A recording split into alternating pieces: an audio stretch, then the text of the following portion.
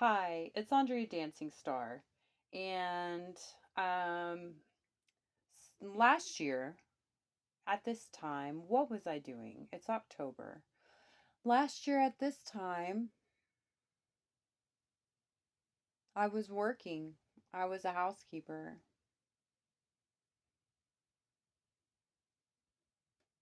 Actually, last year at this time,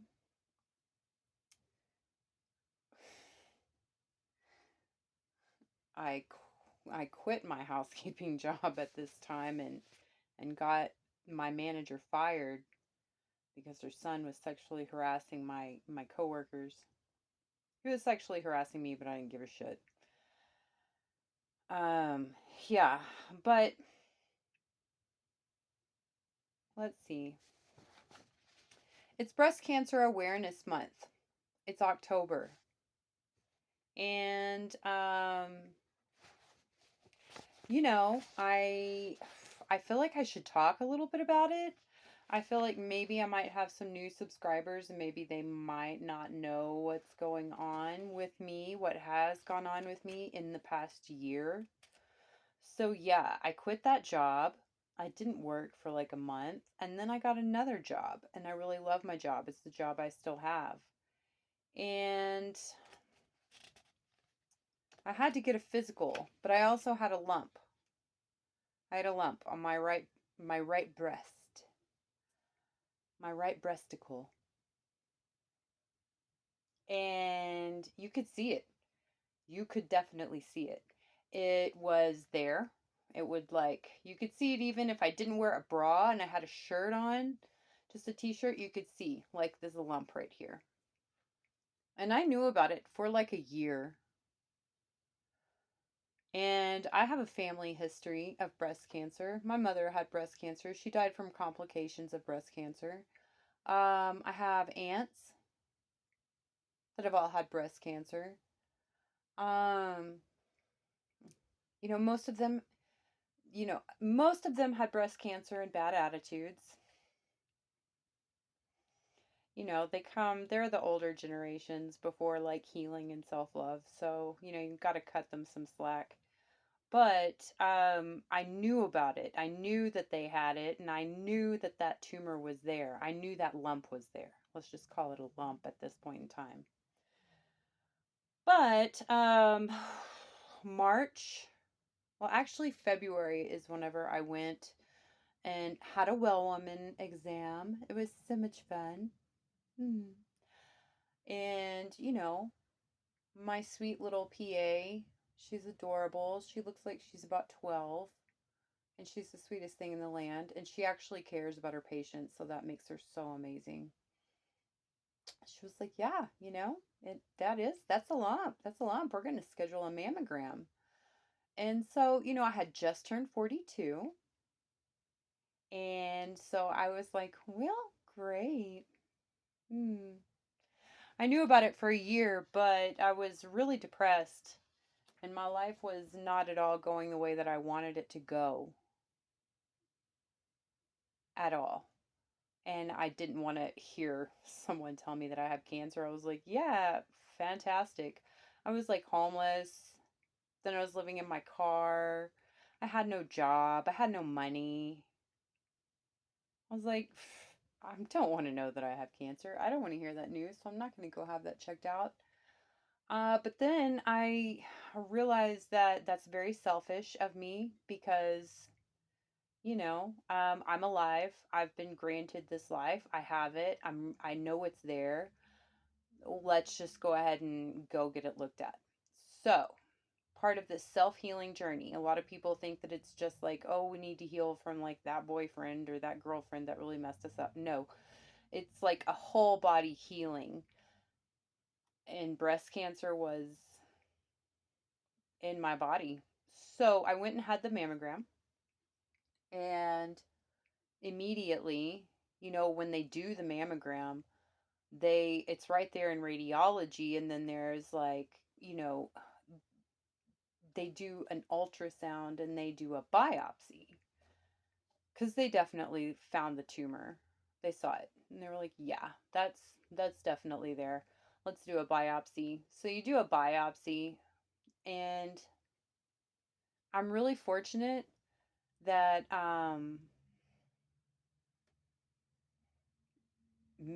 just everything is so fast. Everything happened so fast. Like I had to wait. I think that they called me the next day, that afternoon, like the next afternoon.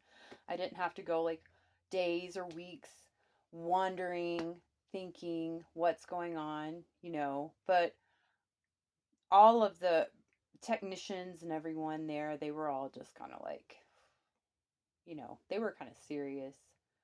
I am a smartass.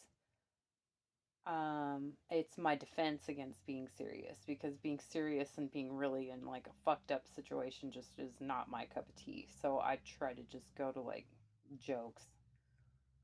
But yeah, it was pretty intense. They take a big needle, they stick it in your boob, stick it in the tumor. That's why they use the ultrasound to find it. They take a biopsy of it, then they do it again because, it wasn't fun enough the first time. We need to. And then they put this little pin inside of it, so they can find the tumor later on down the road and mark where it is. And I was just like, fantastic. I have a piece of aluminum in my body. That's awesome. So, yeah. So I went to work. I was working. I'm, same job that I have now. And I was just kind of like alone, because I'm alone for the most part. I've been alone for a very long time. My daughters are grown. I'm not married. I'm not in a relationship. My parents are dead. And yeah, I was just alone. So I told my manager once they called me and told me, this is invasive ductal carcinoma, this is breast cancer. This is serious. I'm sorry. Do you want to sit down? That was literally what they said. I was cleaning a room. My phone rings, and they're like, do you want to go ahead and have a seat, Andrea? Yeah, I do. I will. I'll have a seat. So I had a seat. They have told me I have cancer. Okay. So then it becomes just like all of these doctor's appointments and all of these tests. And it was Mercury retrograde when I found out. So, of course, all of my test results took like 4 weeks to come back, because every test that got sent to whatever lab, they were like, we're so sorry. We've had it here for 2 weeks, but we didn't test it. So we're going to have to be another 2 weeks. Okay, cool. So until they know exactly like what kind of cancer you have, and your genetics, your genetic profile, then they can't really execute a treatment plan. They could tell me that I was like stage 1, really close to stage 2. It was definitely growing. The cells were multiplying at a pretty significant rate in the little petri dish in the lab.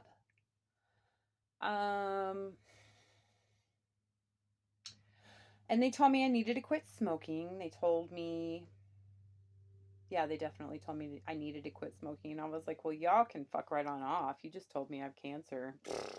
And I live alone. I'm going to eat all of the candy and all the sugar that I want. And I'm going to smoke all of the cigarettes that I want, because I've already got the cancer. I'm not going to quit. I mean, I did eventually quit smoking cigarettes. I vape. Shh, don't tell anyone.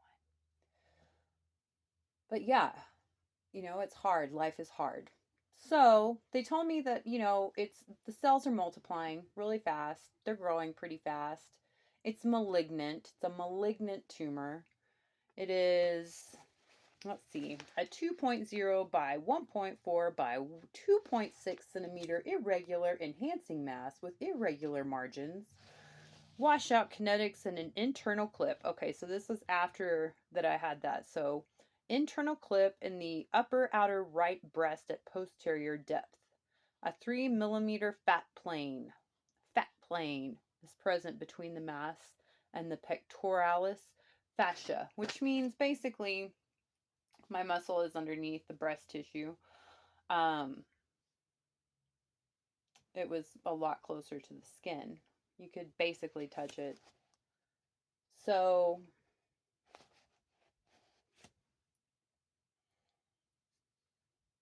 I had a full body scan. I had an MRI.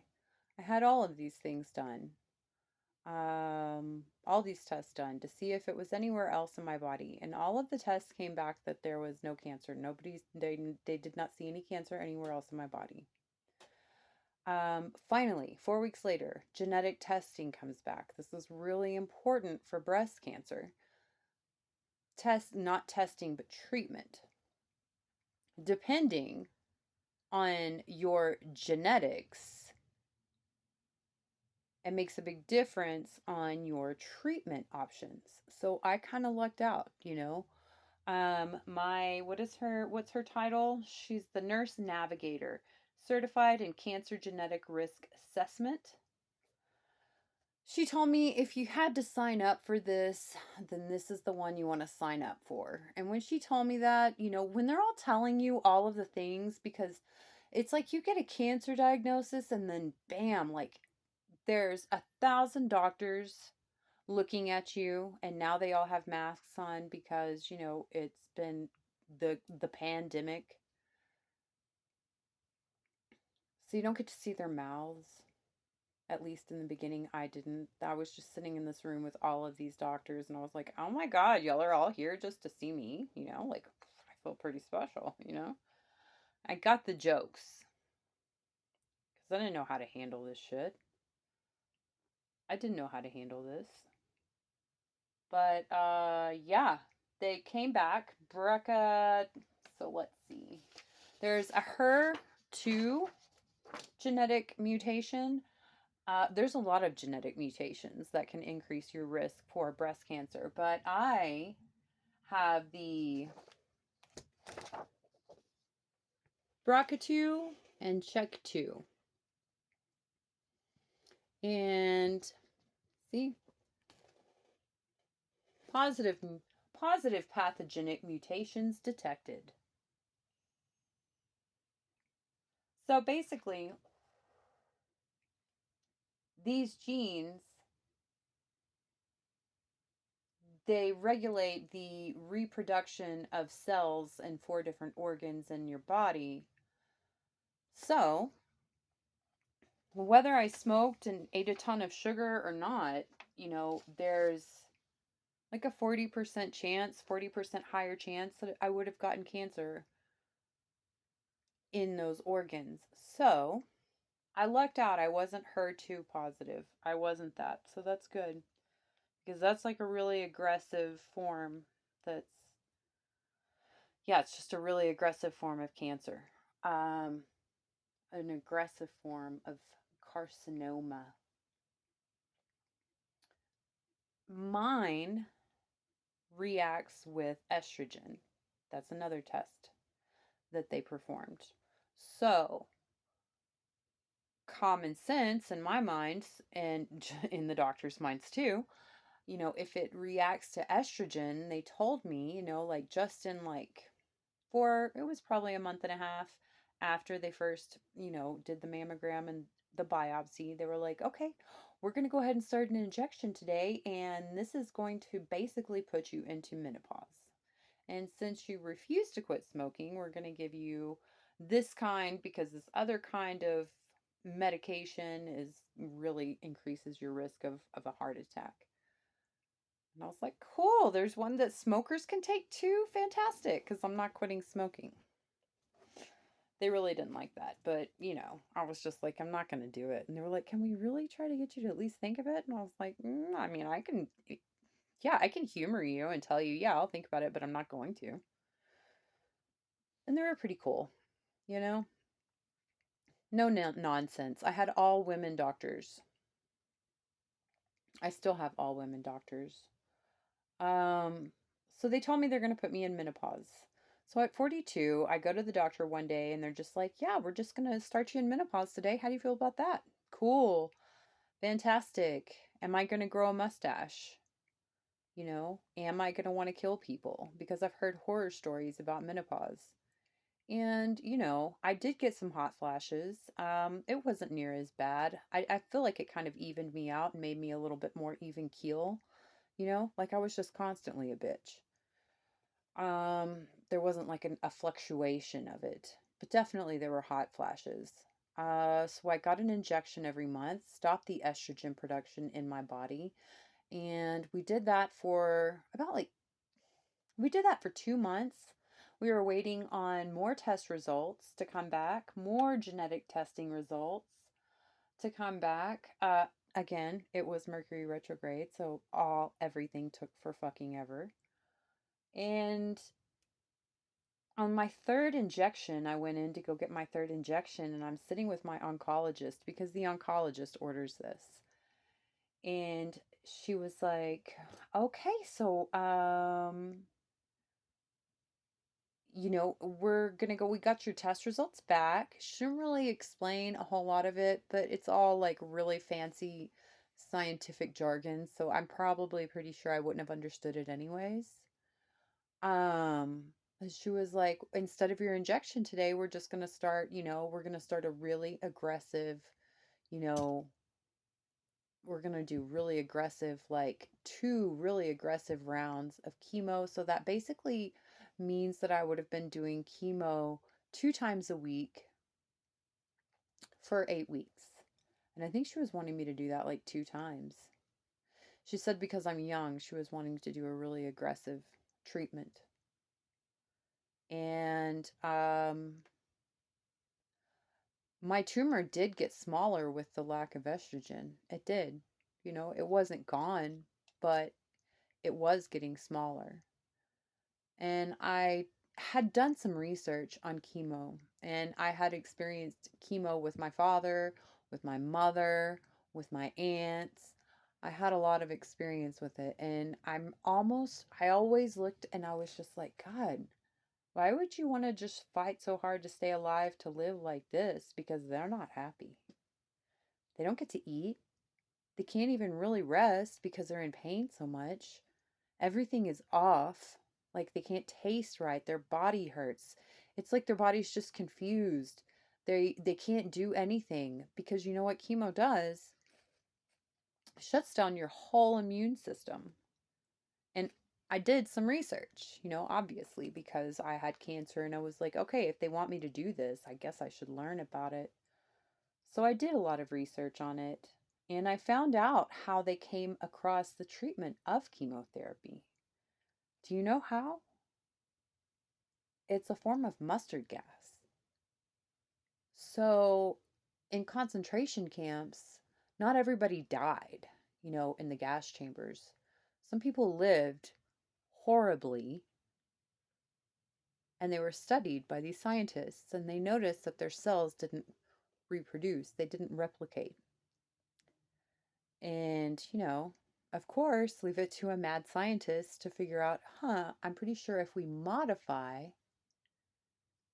this gas and make it to where we could put it into a body, we could make it to where cancer cells cannot replicate. And that's what it does. I mean, the only thing is it makes it to where all of the cells cannot replicate for the whole time that it's in your body. Now, when I read that, I was just kind of like, if my doctor's telling me I'm very healthy with the aside from having cancer, why would I put a poison in my body that would shut my entire immune system down? Why would I put poison in my body to begin with? For whatever reason it's supposed to do, whatever it's supposed to do. Why would I do that? And also, yeah, just why would I do that? You know, I lived by myself. I was still living in my car at the time. and I was thinking about like, I'm going to do chemo. I don't have like a savings account that's going to let me just be off of work for like a whole year to recuperate from chemo. And I'm not going to just be living in my car doing chemo. No, I'm not doing that. And so then I started looking into what are the effects? Oh, radiation. They wanted me to do radiation as well. Well, cool. Radiation is really great at basically like shaving down is what it seems like any kind of area that could be affected with infected with cancer cells. Yeah, great. But have you heard stories about people who work in like nuclear power plants, and they have radiation exposure? They're kind of fucked up and like later on in life, it fucks them up. Radiation poisoning, radiation's all the same everywhere.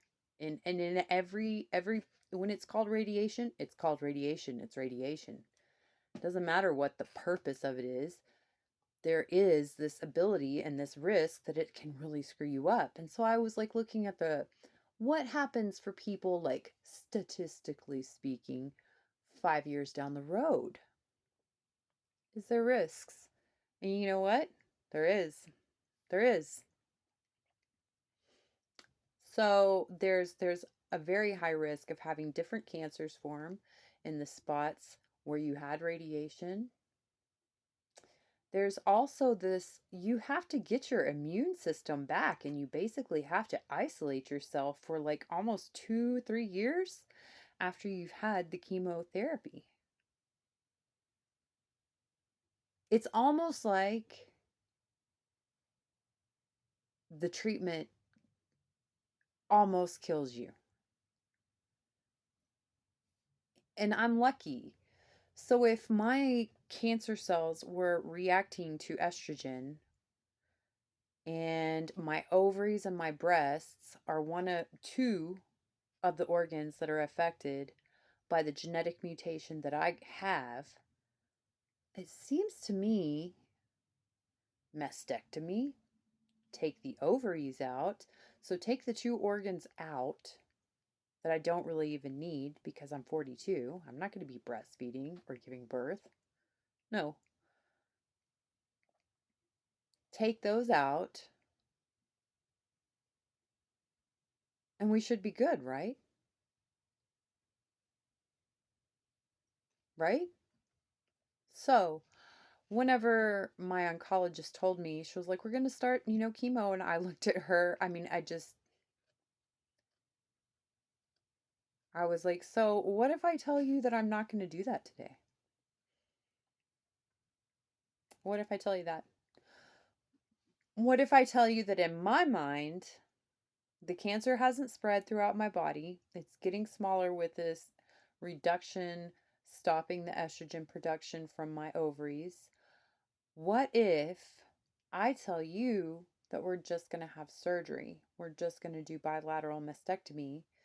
And then we're going to also have the ovaries and fallopian tubes taken out so that there's no more hormone production in my body.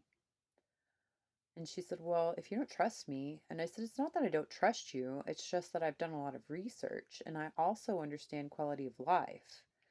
And if this was that dire of a situation, I certainly don't want to spend the last like years of my life feeling like I'm dying from a treatment. So that's my own personal choice. Not everybody is as lucky as I am.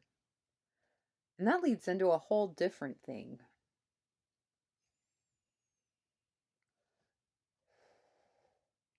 I haven't read if it has like any kind of an official name, but I would call it like the survivor guilt. Where I feel like I'm really pretty lucky.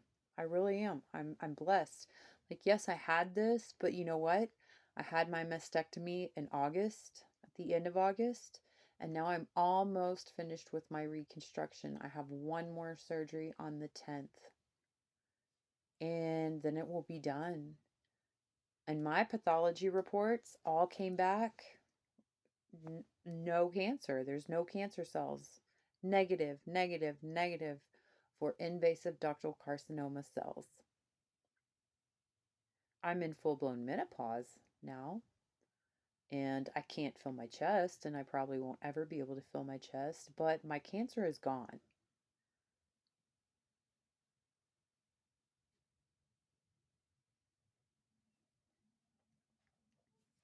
And I'm pretty much okay. I didn't do chemo, I didn't do radiation. A lot of women sometimes will have to do radiation just on the site if the margins, it depends on the margins. I'm not a surgeon, so I don't know exactly how to explain that. But I just trusted my doctor, my surgeon, and she was like, no, everything is good. Everything looks really good.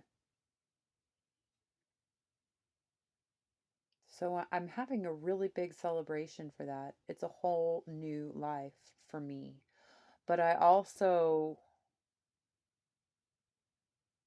if I had waited any longer, it would have continued to grow and it would have spread for sure.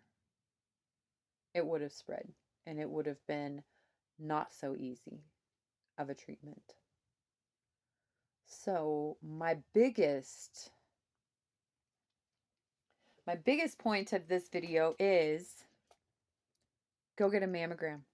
Go get a mammogram, especially if you have a family history of breast cancer. Go get a mammogram. If you have a family member who has been diagnosed with ductal carcinoma, invasive ductal carcinoma, breast cancer, and they have had genetic testing done and they have genetic mutations, if you have a relative, you're entitled to a free genetic test to find out if you have this risk. And also,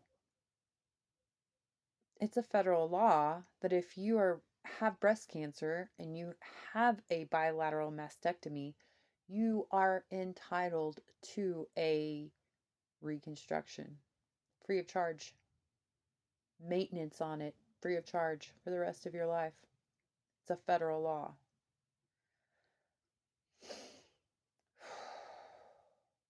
And also,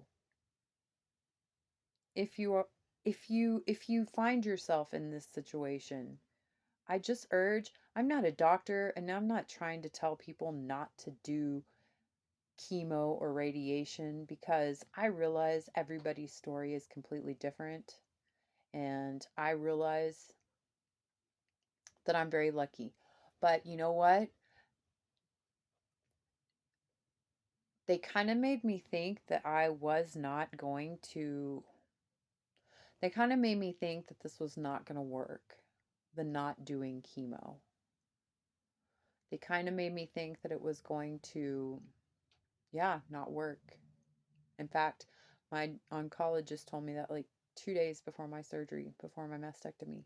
She was like, if this doesn't work, I don't want you to be disheartened. And I was like, what are you talking about? It's going to work. You just got to cut it out. And once the organs are there, they can't be all dysfunctional and cancery, you know? But it kind of made me start thinking, what if I had done chemo? I would not even be where I am right now. I would be so sick still. I probably wouldn't even have had my mastectomy yet. I would be healing for so long. I would be in a lot of pain. And I feel like a vast majority of people in the world just go with what doctors say you're going to do.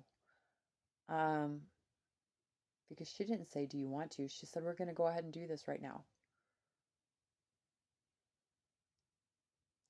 Of course, maybe most people have families and maybe most people have support systems. I did not. I did every single thing by myself, every appointment by myself. I even went through my surgery by myself, laid in my hospital room, smoked my vape by myself.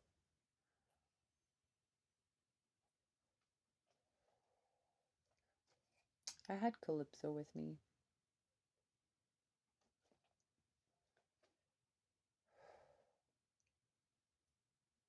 But yeah, it's Breast Cancer Awareness Month. And I'm kind of like, this all happened within 1 year. Within 1 year, this all happened. Blows my mind.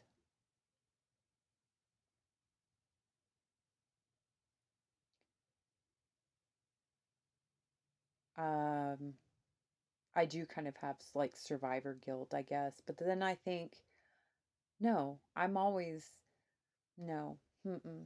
I still had cancer and it was still like terrifying to me. And I was alone the whole time. I made all the choices for myself alone.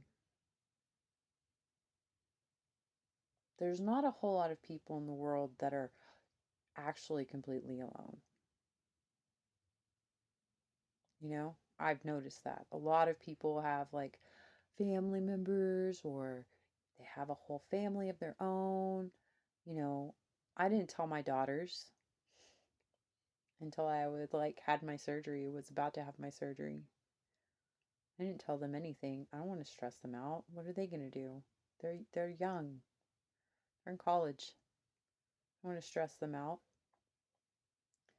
I don't want to let them know anything until I knew what was going to happen. But yeah, I sometimes, and other people will try to give that to me also. I've noticed that. You know, like there was a new girl at work. She was like, "How long have you been here?" Because I'm just coming back from my leave. And so there's a lot of new people and they're just like, think I'm new. And I'm like, well, no, actually, I've been here for a real long time. I just, I had breast cancer. I had to have a mastectomy. I had to miss work for a while because I had to heal. But I'm okay now and I'm very blessed. And this one girl, she was like, yeah, you are. Not everybody gets to be that way. And I was just kind of like, bitch, shut the fuck up. Don't you dare try to make me feel bad because I was healed and I'm okay.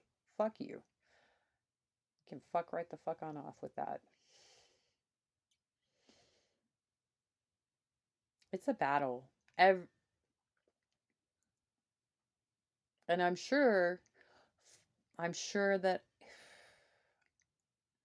I can't imagine if I actually had a family and this happened because I feel probably like most of the women that do have families, yes, they do have a support system, but they're probably most likely they're probably worried about everyone that they're leaving and everyone else because that's just kind of like how women are, you know?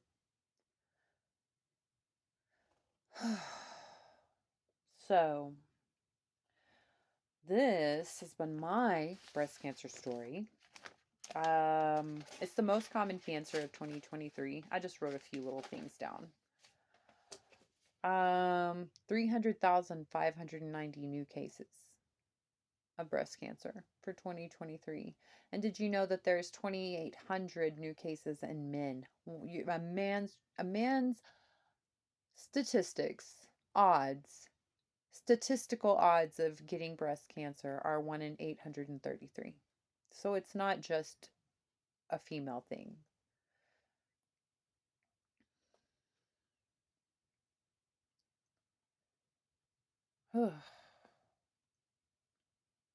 I got invited on a breast cancer survivors boat trip. And I also, the coordinator, the treatment coordinator, Nancy, she told me about a breast cancer support group. I just don't feel, I don't know. It's one of those survivor guilt things.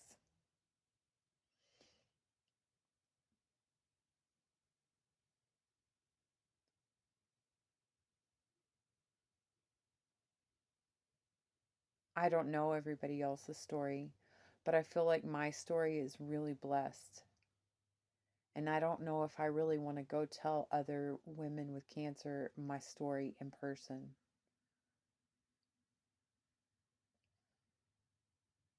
I don't know. It's crazy. It maybe might have something to do with my low self esteem. It's something that I've been building up. The low self esteem, low self worth was created as a child, instilled in me. I've had to, as I've grown and grown and grown, tell myself over and over again and make myself believe it and take actions that make myself believe that I am worth everything that I've ever wanted. I am worthy.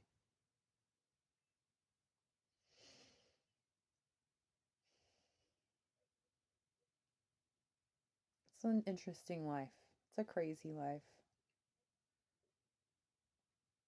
I'm very resilient. I think most humans are very resilient.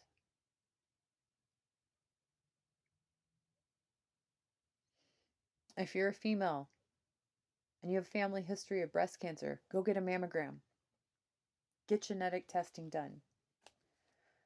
This is Andrea Dancing Star. Thank you for listening to me.